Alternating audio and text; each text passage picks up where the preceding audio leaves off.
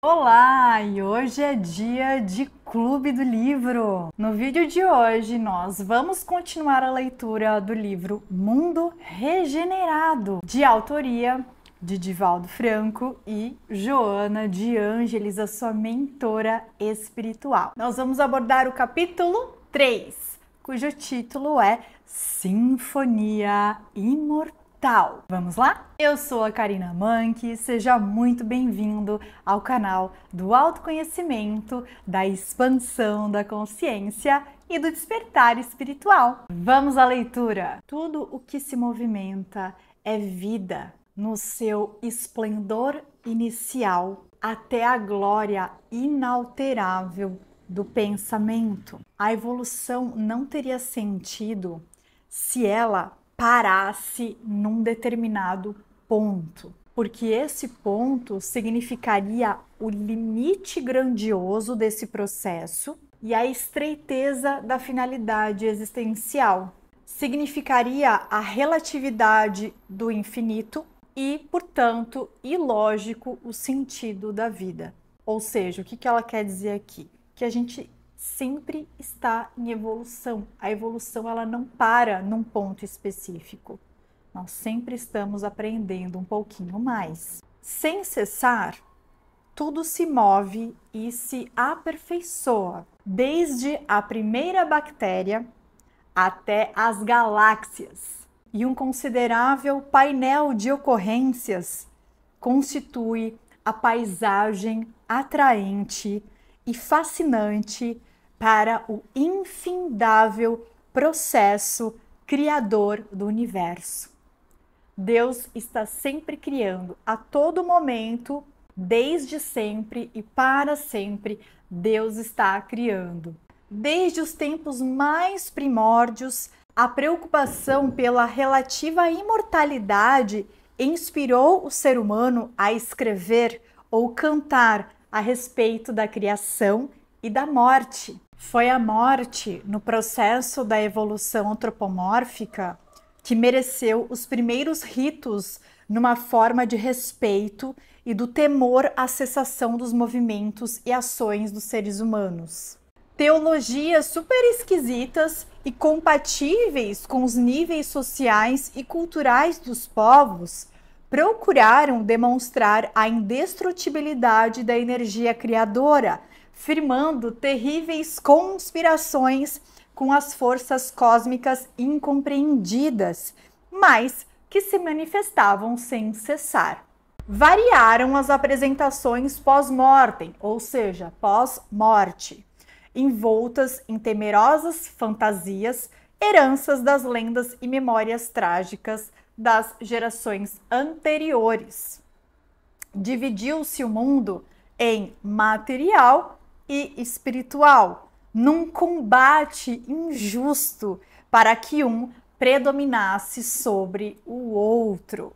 Hoje nós sabemos que nós somos espíritos e que nós estamos experienciando uma vida material, uma jornada material. E que assim que essa matéria cessar, acabar, a gente volta para o plano espiritual. Na próxima encarnação, a gente tem um outro revestimento, uma outra roupagem, digamos assim, para que a gente possa continuar a nossa jornada de evolução. Veja como tudo é transitório. Tudo é transitório. Óbvio que esse corpo material que nós temos, ele é extremamente valioso para que a gente consiga realizar as nossas provas, expiações, missões. Mas ele foi emprestado, digamos assim. Ele é um empréstimo. Assim como todas as coisas materiais que nós temos. São empréstimos para que a gente consiga manifestar a vida material e, claro, fazer os aprendizados que nós precisamos fazer nas nossas existências. Continuando, era inevitável que aquele constituído pelas impressões táteis, ou seja, o mundo material, né, dominasse o outro de natureza sutil, vaporosa, que seria o espiritual, e que abria também espaço à imaginação para melhor atender o existir. Então, desde os primórdios, a gente sempre valorizou mais a matéria que o espírito. Isso é histórico, como ela coloca aqui no livro. Só que é injusto esse embate, né, entre a matéria e o espírito. Porque os meus olhos só enxergam a matéria. Ver para crer. Né? Ver para crer. Continuando, o sofrimento de toda a espécie veio desempenhando significativo papel para a compreensão, sendo geradas oposições que predominavam sobre o primitivismo. Foi Jesus que demonstrou a realidade de apenas um mundo, qual ocorre na matéria com os estados sólido, líquido e gasoso, formando a unidade. A energia, quando condensada, forma o denominado mundo material, que é esse que a gente está vivendo agora, nesse exato momento. Enquanto desarticulada, ou seja, quando essa energia está desarticulada, proporciona o surgimento do chamado espiritual ou ideal, conforme denomina o filósofo Platão. Este, ou seja, o mundo material, é o mundo original, é o mundo real e é constituído de toda a força criadora para a fatalidade que lhe está destinada. A princípio, essa energia expande a sensação primordial que se transforma no instinto, para depois liberar a inteligência e a emoção adormecidas no seu campo vibratório. A partir desse momento, surgem impressões e percepções mais delicadas de outras manifestações que transcendem em formas e aparências num estágio além da manifestação visível, mas tão vibrante quanto se pode imaginar. Observem-se as fontes de energia em toda parte, que somente são captadas mediante sutis e delicados instrumentos de registro e de transformação. Entre as suas infinitas variedades, o pensamento cósmico expressa-se e individualiza-se, passando a apresentar-se em formas compatíveis com as circunstâncias do processo em que estagia. Tudo é energia, até o nosso pensamento vibra, é energia. Nesse instante, as leis dos renascimentos inscrevem-lhes nas sombrias intimidades das estruturas perispirituais os recursos geradores de conquistas novas e reparadoras de equívocos, dando início ao mecanismo de integração do projeto divino da vida humana racional. O Espiritismo, confirmando a indestrutibilidade da vida, apresentou a realidade desse mundo de causas no manancial dos efeitos orgânicos e na mediunidade. Aquilo que denominamos morte ficou demonstrado ser vida em modulação superior e vibrante. Apesar de ter sido batizada em outra religião, foi no Espiritismo que eu encontrei as respostas para as minhas perguntas. Eu sempre consigo encontrar alguma explicação lógica para qualquer pergunta que eu faça a respeito do cosmos, a respeito do universo, Deus, sentido da vida. Nascem aí as energias e se harmonizam em criaturas, e a Terra torna-se o campo experimental da finalidade última, ou seja, a perfeição. Nosso objetivo, como espírito, é alcançar a perfeição. Então, não te revoltes ante a morte do ser querido ou expectativa da tua própria desencarnação. Voltarás à comunhão com seres desencarnados pelo pensamento, pelas emoções e por diversos meios materiais, porque o amor é a força de eternidade que rege o viver. O que ela quer dizer aqui com isso? Para a gente não se revoltar com a morte de um ente querido ou até às vezes com o nosso próprio caminhar. Às vezes a gente tem uma doença terminal e nós não aceitamos isso, que a morte está chegando, porque nós não morremos de fato. É uma pequena jornada que se encerra, é um pequeno ciclo que se encerra. Assim como existem os dias, os minutos, as horas, as estações, as fases de um relacionamento, as fases da escola, né? Primeira série, segunda, terceira, ensino médio, faculdade, tudo são ciclos que se encerram e começam. Então aqui ela fala para a gente não se preocupar, não se revoltar. Aquela pessoa que desencarnou e que às vezes deixa muita saudade na gente, nós vamos voltar a encontrar essa pessoa no plano espiritual. E a gente consegue se conectar com essa pessoa através do nosso pensamento, do nosso sentimento, através das nossas orações ou até quando nós estamos em desmembramento. Todos nós desmembramos quando nós estamos dormindo. E é possível que a gente encontre os nossos entes queridos quando estamos nessa fase de desmembramento, que acontece durante o nosso sono. E claro, quando a gente desencarnar, a gente não vai só encontrar os nossos entes queridos que já foram antes da gente, mas a gente não faz ideia. Nós temos uma família espiritual muito maior do que essa de sangue que a gente conhece nessa existência. A nossa família espiritual, ela é muito maior.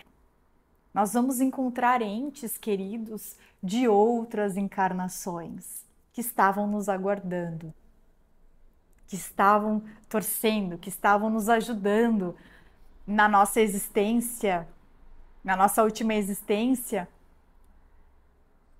do plano espiritual, que estavam aplicando o passe, que estavam nos intuindo a tomarmos as melhores decisões. Olha como isso é legal, como isso é confortante, como isso é reconfortante. E claro, assim como quando a gente desencarna, que é o encerramento de um ciclo e que nós voltamos para o nosso verdadeiro lar, que é a pátria espiritual, a mesma coisa acontece quando nós estamos encarnando. Nós nos despedimos da nossa grande família espiritual para iniciarmos uma jornada de muitos aprendizados. Então, querendo ou não, também é uma morte quando a gente sai da nossa pátria para encarnar. A gente deixa os nossos familiares no plano espiritual para vivenciarmos uma nova experiência, para adquirirmos novos aprendizados, para adquirirmos novas habilidades. Então, a morte, na minha interpretação, é apenas um encerramento de um ciclo. E aqui ela continua. Se desencarnaram os seres, deixando-te em solidão, ama-os. Ama-os e age como se eles estivessem do teu lado, como se eles estivessem trabalhando em seu favor. E tornarás a viver com eles em banquetes abençoados quando também partires. E se por acaso você tem o desejo de realizar essa viagem além túmulo, ou seja, se você deseja partir para o plano espiritual, se você tem esse desejo, tenha paciência e trabalhe para a tua edificação interior, a fim de que você possa despertar além da morte em condições felizes, liberado dos impositivos da matéria e das suas injunções. Tudo que existe depende de um plano elaborado pela divindade e que prossegue cuidando do universo. Lembra-te, portanto, que nada existe que não se encontre sob legislação especial e imortal, num progredir incessante e abençoado. Jesus veio ensinar-nos exatamente como é transitório o mundo físico e como nós devemos nos preparar para aquele mundo de natureza atemporal. Caso você deseje partir para o plano espiritual, ela pede paciência. Paciência. E tenta aproveitar a tua vida. Tenta adquirir conhecimento, edificação. Tudo é transitório. E tem mais. Muitos de nós, a grande maioria de nós, teve participação no seu planejamento encarnatório.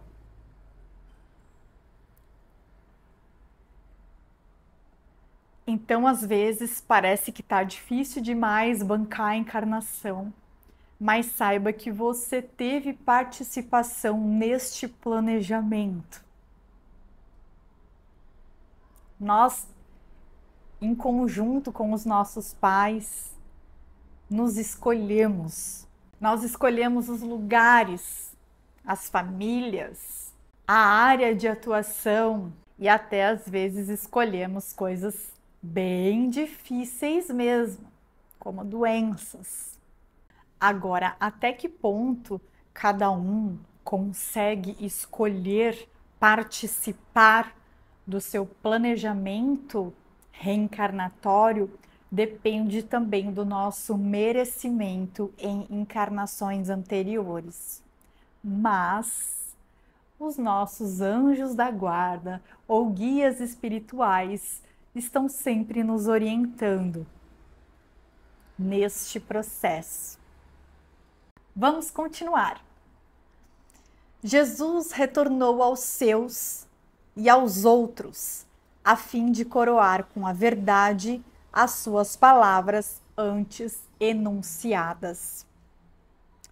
Também os seres humanos, afetos e desafetos, retornaram conforme eram e viveram. Não o duvides.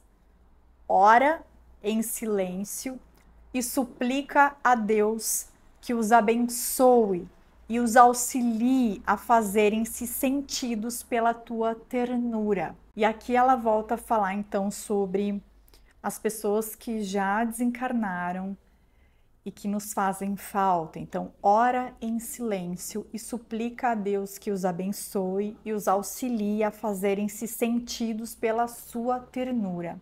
Eles voltarão e atenderão a tua saudade, atenuando-a e preparando o futuro reencontro para sempre. Que foi então o que já conversamos. Nós voltaremos a vê-los.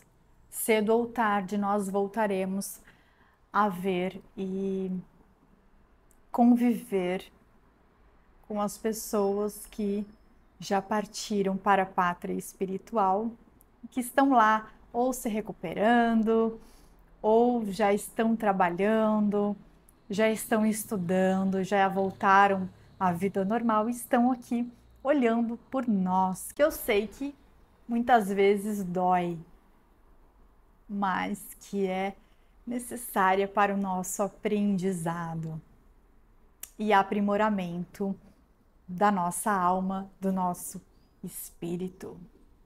Muito obrigada pela sua audiência. Espero que você tenha gostado desse capítulo 3 e te vejo no capítulo 4. Um beijo e até mais. Tchau, tchau!